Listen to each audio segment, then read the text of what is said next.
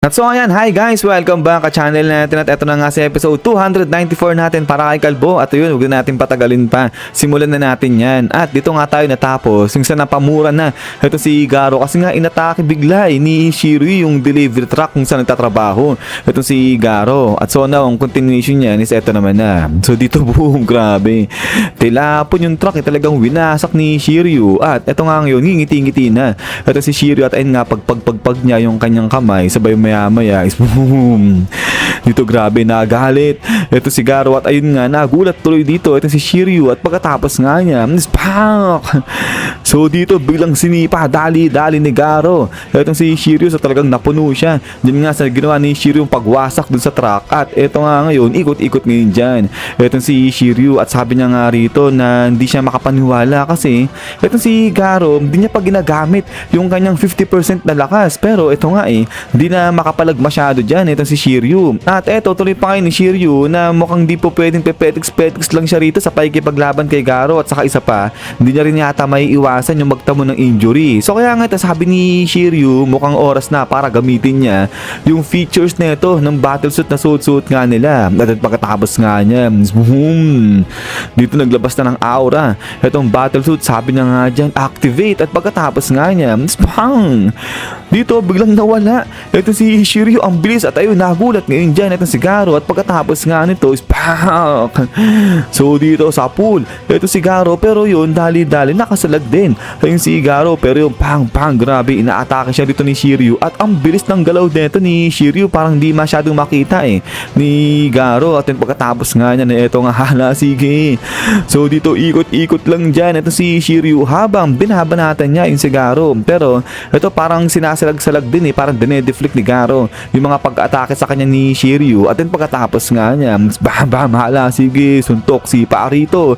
Ito si Shiryu at ayun nga salag-salag naman dito ilag ito si Garo. At ito habang umaatake ito si Shiryu sabi niya nga sa isip-isip niya na grabe ang tindi pala talaga ng performance ng battlesuit na to. Talagang ine-enhance binuboost yung lakas nila. Pero ganun pa man rin ay ito si Garo daw ino-observe lang yung kanyang void fist. At saka isa pa unti-unti nakakasabay na raw itong si Garo dyan sa galaw ni Shiryu. So ngayon kapag binigyan niya pa raw ng maraming oras itong si Garo ay hindi raw magtatagal ma-overwhelmed na siya neto. So kasi nga diba malupit mag-adapt itong si Garo sa sitwasyon at ayun nga habang nakikipaglaban siya lumalakas siya. At then ito nga ngayon biglang nag-tiger look itong si Shiryu sabay sabi niya nga rito okay sige kung ganun ay gagamitin niya na itong special feature na tinataglay nung kanilang battlesuit na kung saan yung mga new leaders lang yung may ganyang feature sa battlesuit. At eto nga ngayon biglang sigaw si Shiryu sabi niya nga dyan limited release. At pagkatapos nga nito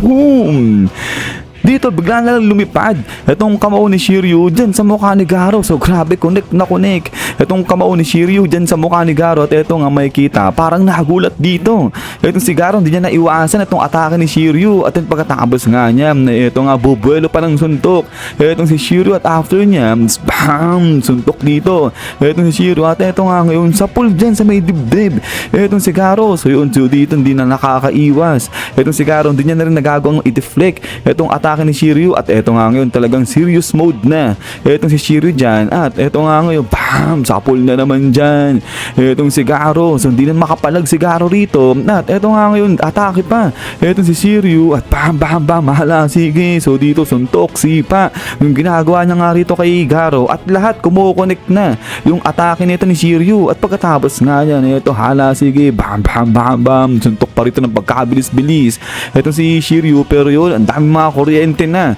yung nagsisilabasan dito sa battlesuit niya. At after nga niya is ito nga bam. So grabe kala mo ang bibigat ng atake nito ni Shiryu dyan kay Garo. At ito nga puro sa gilid yung inatake niya rito kay Garo. At pagkatapos nga niya ito bumuelo ulit ito si Shiryu. At pagkatapos nga niya bam grabe ang daming suntok ni Shiryu. At ito sobrang bilis. O kala mo nag super saiyan ito si Shiryu dyan. At pagkatapos nga nito is bam hala sige. So dito kala mo pinapasabog ni Shiryu itong si Garo. At then after nga niya ito nga ngayon napapasigaw na.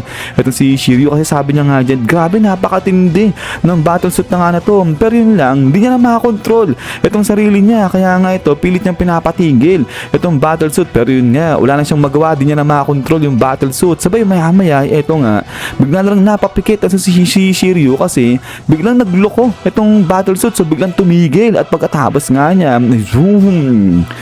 So dito, tilapon itong si Garo. At ito nga ngayon, sabi ni Shiryu, tumigil na yung battlesuit. Pero ganun pa man rin, hindi na rin siya makagalaw. Sabi niyang ganyan. Pero yun nga, parang nasobrahan daw ata siya sa ginawa rito kay Garo. At buhay pa raw kaya itong si Garo. So grabe, ginulpi ni Shiryu itong si Garo. At ito nga, bagsak ngayon si Garo dyan. At ito nga, sabi ni Shiryu dito na napakalaki ng potensyal ng battlesuit na to. So parang mas malupit pa raw to sa martial arts. Sabi niya ganyan. At yun nga, parang biglang nawala yung kanyang kumpiyansa pagdating sa kanyang martial arts. But anyways, pagkatapos nga niyan, isiyan guys, hanggang dito lang hanggang sa episode 294 natin. At so ayun, ay medyo short lang muna tayo ngayon guys, pero huwag kayong mag-alala sa mga susunod, ayan, ay back to normal na tayo ulit. So yun na naman at ulit, ay maraming salamat sa panonood dito kay Kalbo natin at sa walang sampag support sa channel natin. So lagi mag-ingat, God bless niyo lahat at kita-kits tayo ulit.